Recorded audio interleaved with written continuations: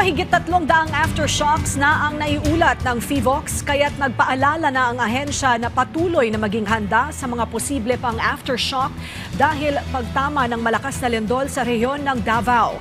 Ang detalye sa report ni Eugene Fernandez ng IBC Live. Eugene? Umabot na nga sa 339 ang recorded aftershock ng Philippine Volcanology and Seismology o PHIVOLCS dulot ng lindol na naganap sa Davao Oriental ngayong umaga.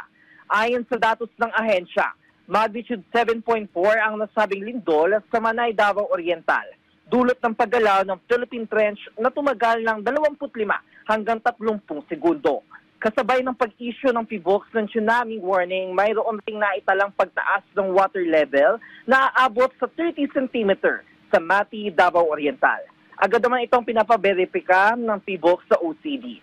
Habang bandang 1:43 PM ng hapon ay ibinaba na rin ng PHIVOLCS ang tsunami na warning.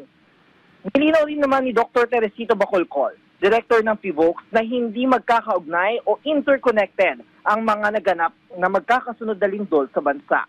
Matapos masalansa rin ng lindol ang Cebu at La Union kamakailan. Kasunod rin kasi niyan ay ang pangamba ng maraming Pilipino dahil sa sunod-sunod na lindol na baka gumalaw rin ang West Valley Fault o mangyari ang kinatatakutan na The Big One.